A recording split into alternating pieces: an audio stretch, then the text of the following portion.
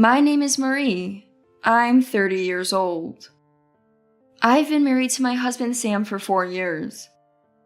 We wanted children and tried to conceive right after getting married, but we weren't blessed with any. Medical tests showed there was no issue with me, but Sam was reluctant to get tested, so our attempts to have a child ended there. I sometimes thought about what could happen if he got tested and treated. But I realized a child isn't everything, and living just the two of us could be good too. I never pressured Sam into getting tested. I work as an architect at a construction company. My salary is quite decent, and I love my job. It feels fulfilling, so I started thinking a life without children might not be so bad. Sam is a government employee. He earns less than I do, but his job is stable. We enjoy our life, doing things we love, eating delicious food, and occasionally going on trips. Marie. That sweet, pleading voice calling me in front of the house is my sister Sally. Again. Only Sally would come over this early on a weekday. I sighed and headed towards the front door. Stop coming over so early in the morning. Sorry, something came up. Can you take care of Annie? Again? I just watched her the day before yesterday, remember? Please, just watch her for me. Sally, who's 3 years younger than me, gave birth to my niece Annie 4 years ago. It was a shotgun marriage, but they separated within half a year, and now she's a single mother. Lately, Sally has been dropping off her child with me for any little reason. I understood raising a child alone is tough and agreed to help, but it's escalated to the point where she's asking me several times a week. It's an emergency. I had no choice, right? It's a weekday, and I have work too. But you're working remotely, Marie. Just let her sleep beside you, please. While saying please, she acts as if it's already decided, already placing the child's things at the entrance. Unable to refuse, I sighed and agreed to take care of my niece. Thank you. I'll pick her up in the evening. As Sally happily leaves, she's all dressed up wearing a short skirt. What kind of errand is it? I wonder. I watch Sally walk away in her high heels, feeling a mix of emotions. My 4-year-old niece is a quiet, easygoing child. She cries sometimes, but her charming smile makes it easy to care for her. I thought we couldn't have children, and I was okay with that, but children are indeed adorable. Holding my niece, I realized how precious such a small being could be. I felt sorry for her being left by her mom so often and told Sally it wasn't good to leave her so frequently. Still, I was happy to take care of my niece. Sally came to pick her up late in the evening. Without a word of apology, she took her daughter and left right away. My husband came home just after that. So, Sally left her child with us again today. Yeah. I told my husband about my day, but he just nodded uninterestedly. Is that all you have to say? She's a single mom. It must be hard for her. You should help her out. I do want to help, but just accept it as a break for her. You're working remotely anyway, right? Anyway? I know he's not happy about my job. My higher income hurts his pride. Yeah, you're right. I'm going to take a shower. He cut off the conversation and left the living room. Then a vibrating sound caught my attention. My husband's mobile phone was ringing on the table. He usually never leaves it unattended. Curious, I glanced at the screen. The name displayed was Sally. What? Sally? Wait, what does this mean? I forgot my phone. Just then, my husband quickly returned to the living room. He swiftly grabs his mobile phone and immediately headed towards the bathroom. I acted as if nothing happened. I wanted to believe it was my imagination. But the message under Sally read, I want to see you now. Was Sally messaging my husband? Is he cheating on me? I kept pondering these thoughts, but couldn't come to a conclusion. Since that day, I never had another chance to look at his phone. I want a snack. Sorry, sweetheart. Distracted, I picked up my niece, who asked to be held. She smiled innocently. So cute. If Sally is cheating with my husband, that means she's neglecting her child for infidelity. How can she leave such a cute child behind? If my suspicions are true, I couldn't forgive either Sally or my husband. Here are the investigation results. Thank you. I had braced myself and hired a detective agency. The results confirmed my husband was indeed having an affair. I felt dizzy but managed to hold back my tears as I had prepared myself for this. Sure enough, my husband and Sally were involved in an affair. It wasn't just a spur-of-the-moment thing or a fleeting lapse of judgment. They met several times a week, changing locations, meticulously planning their trysts. Come to think of it, my husband, a government worker who usually comes home on time, often works late on days Sally brought my niece over. He strangely defended Sally going out and leaving her child with us. Why hadn't I noticed this before, when they both often returned home simultaneously? Receiving the report, I felt lost about what to do next. Should I tell my parents? Confront them both? But what I thought of first was my niece. You're having an affair, aren't you? Surprised by my sudden confrontation, my husband was taken aback. What are you talking about? Are you going to pretend you don't know? I don't know what you're misunderstanding, but don't say such nonsense.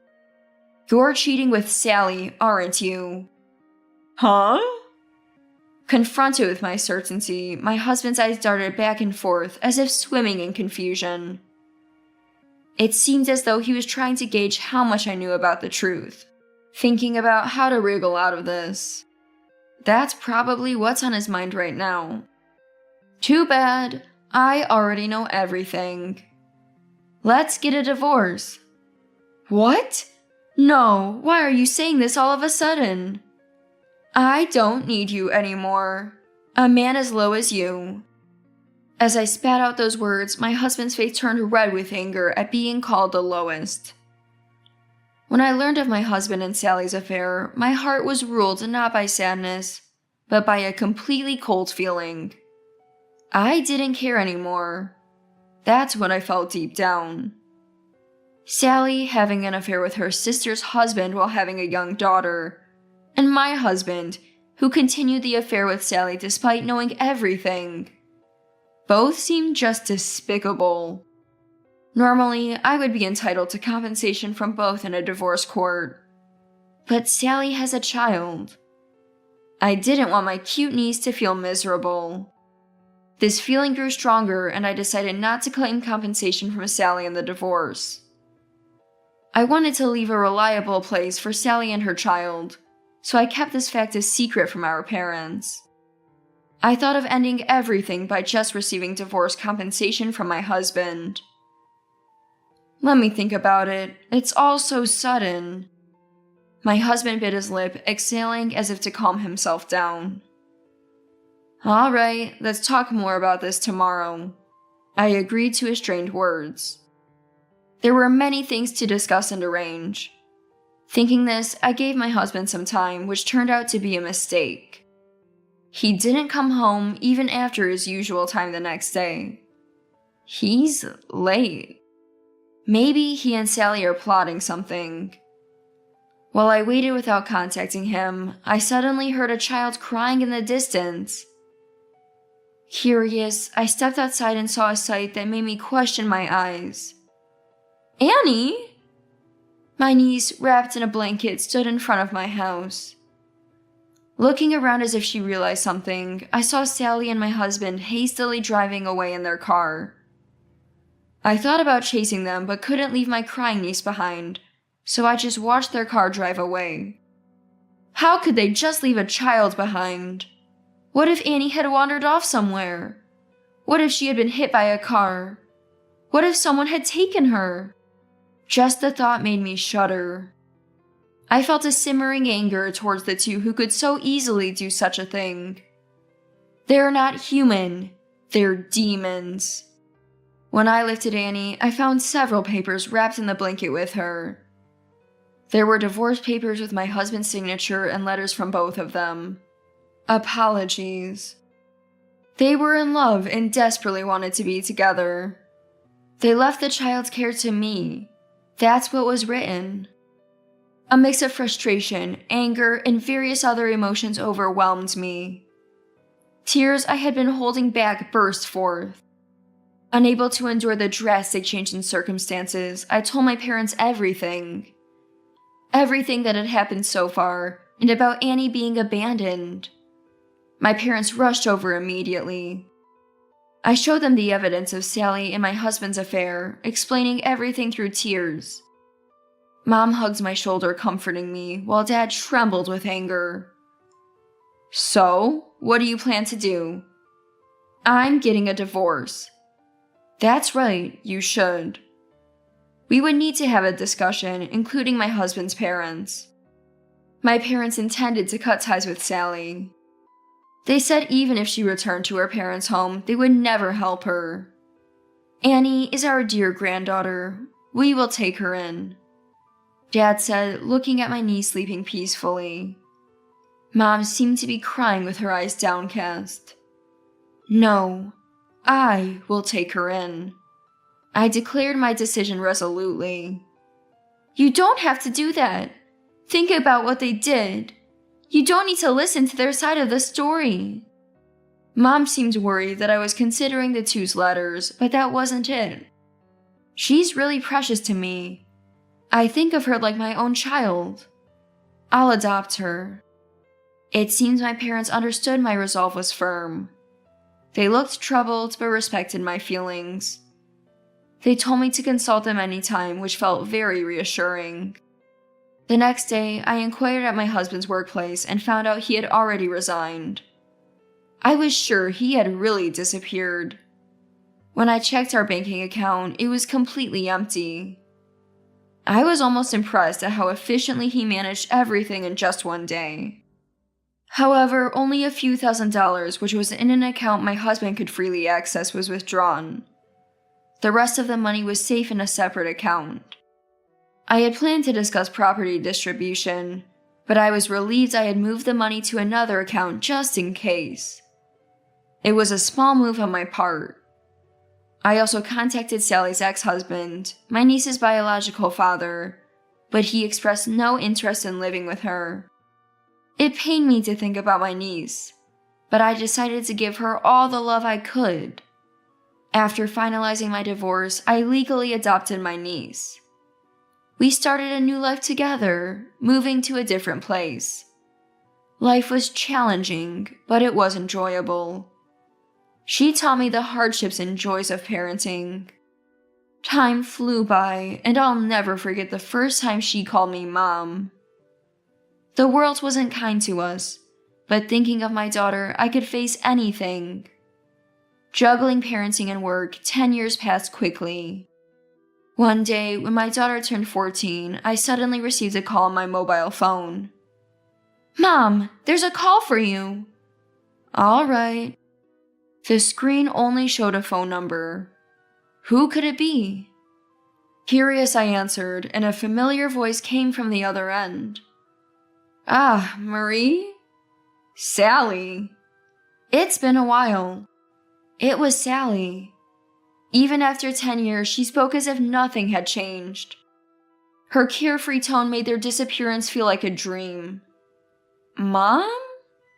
Seeing me frozen on the phone, my daughter looked worried. I snapped back to reality. It couldn't have been a dream. My daughter has grown up after all. It's okay, I told her and turned back to the phone. What? You have the nerve to call me after all this time? I exploded with anger. Eh? Are you still mad? It's been 10 years. Sally was incredibly optimistic. Some things can't be forgiven, no matter how many years pass. Sally laughed at me, not feeling the least bit guilty, even after saying 10 years. She seemed to have no awareness of what they had done. What do you want? Marie, you've been taking care of my daughter, right? Hearing her mention her daughter, my heart leapt. I couldn't believe Sally had any feelings for her child. I was shocked. Then what? I'm thinking of taking her back. What? She's grown up now, right? So I thought it might be okay to take her. Did Sally even understand what she was saying? How can you think such a thing is acceptable? Don't raise your voice. How can I stay calm in this situation? As I raised my voice, Sally said, I'll come to pick her up soon. Bye. And abruptly hung up. Leaving her daughter for 10 years and now suddenly wanting to take her back. What does she think of my daughter? They really are monsters.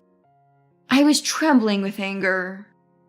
I explained Sally's call to Dad and Mom, but I couldn't bring myself to tell my daughter. I had told her that I wasn't her biological mother, but I hadn't yet explained that her real mom was my sister Sally. My daughter was left behind when she was 4 and has vague memories of her life before I took her in. The affair between my ex-husband and Sally abandoning her daughter and disappearing. It seemed impossible to explain this to my daughter without hurting her. I had been postponing the conversation, thinking she should be a bit older. But now this situation had arisen. Can we talk for a minute? I called my daughter. Yeah? Mom has something I haven't told you about. Just as I was about to start, the doorbell rang with a ding-dong, announcing a visitor. I glanced at the monitor and my breath caught. Sally! Marie, I know you're there. Somehow, Sally had found out where we lived and was standing in front of our house. Ding-dong, ding-dong. Marie! I thought about ignoring her, but Sally kept ringing the doorbell and shouting loudly outside. Mom? Are you okay? My daughter looked worried. Yes, I'll handle it. But you shouldn't come near. Can you call Grandma and tell her that she's here? They'll understand. Okay? Sensing the seriousness, my daughter nodded firmly and immediately called my mom. I closed the door leading to the living room, braced myself, and opened the front door. I knew you were here. Stop it. You're causing a nuisance to the neighbors. It's because you took so long to open the door. Isn't that right, huh? It's been a while. Behind Sally, my ex-husband awkwardly stood. I never expected him to be here too. The two of them, who I hadn't seen in 10 years, looked different. My ex-husband appeared somewhat haggard, while Sally seemed to be trying to look young, but looked much older than her age. I'm troubled by your sudden visit. Please leave. I came to take my daughter. She's here, right? Stop. I won't let you in. Why? She's my daughter. If you enter without permission, I'll call the police. It's trespassing. What? Irritated by my firm refusal, Sally raised her voice towards the house. Hey, you're in there, right? Annie! Stop it. Why are you getting in the way? Do you think you've become her real mom? Marie, you're just a fake after all. I'm the one who gave birth to her after carrying her in my womb. A real mom is obviously better. How can she call herself a mom after abandoning her for 10 years? I wanted to say that, but hesitated, thinking my daughter might want to meet her biological mother. With this thought, I couldn't muster a reply. Seeing me falter, Sally laughed, and, pushing past me, entered the house. Annie! Mom? You've grown up. I am your real mom.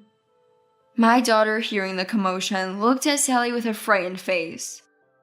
Displeased by my daughter's reaction, Sally's face contorted. Did this woman tell you bad things about me? That's all lies. She took you from me and pretended to be your mom. I am your real mom. Sally looked at me with contempt and then smiled at my daughter. She knew I couldn't say anything in front of my daughter. My confused daughter, angered by Sally's attitude, shouted, Liar! Yes, that woman, my sister, is a liar. No, the liar is you. What? My daughter pointed straight at Sally. Both Sally and I were stunned by this unexpected turn. Do you know how old I am? 16? Almost 15. Mom has raised me all this time. But... Mom never told me, but I remember a little about you. What? Sally and I were speechless at this revelation. Sally had disappeared with my ex-husband 10 years ago when my daughter was 4. I had always thought my daughter had no memory of that time, as she never spoke of it.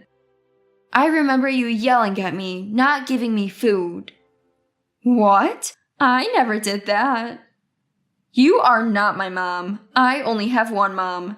Not the one who gave birth to me, but the one who cared and loved me. This mom.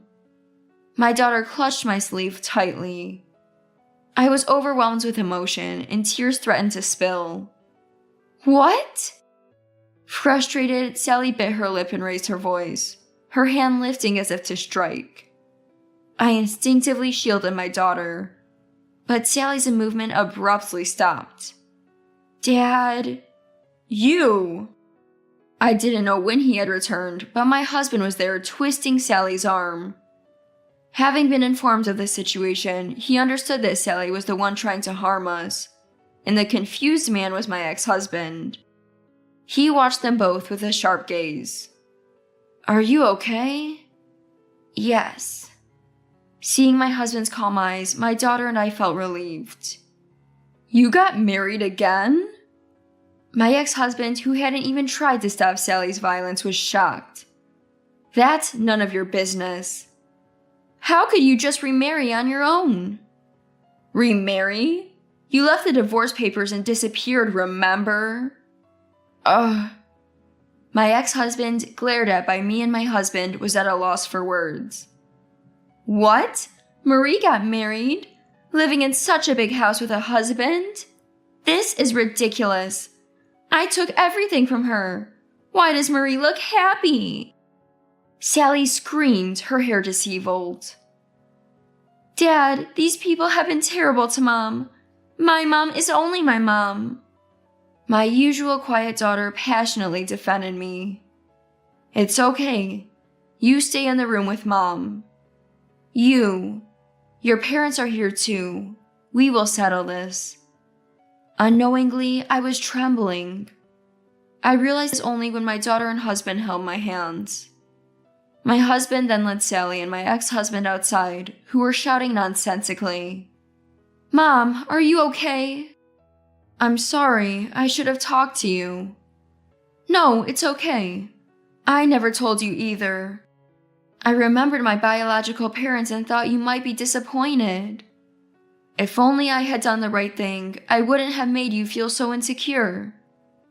I know you kept silent thinking of me. Before we knew it, we were hugging and crying together. Whether from fear, relief, or happiness, a mix of emotions overflowed. Sally and my ex-husband were sternly reprimanded by my husband and my parents for their unreasonable behavior. They persisted in trying to take my daughter back, but their reasons were typical of them. My daughter's biological father, Sally's ex-husband, was the only son of a wealthy family. After divorcing Sally, he fell ill and recently passed away. Annie, being his legitimate daughter, had a right to the inheritance. Sally and my ex-husband were trying to take back my daughter for that inheritance. Sally and my ex-husband, who had disappeared, had been living a financially strained life and were desperate for the inheritance. In the end, my daughter, who had never met her biological father, chose to renounce her right to the inheritance. When we told them this, both Sally and my ex-husband collapsed in despair. Sally, in need of money, went crying to her parents' home, but was turned away and told never to show her face again. Although my daughter found out the truth in an unfortunate way, she is bravely accepting it and moving forward. My loving daughter and the husband who strives alongside me. If you speak of blood relations, we are all different. But I am confident that we are bound by a deeper bond than any other family. My daughter's smile and my husband's kindness are the greatest proofs of this. I cherish my precious family and am committed to living life to the fullest. On a Sunday morning, as I prepared breakfast with my daughter, I once again deeply felt our happiness.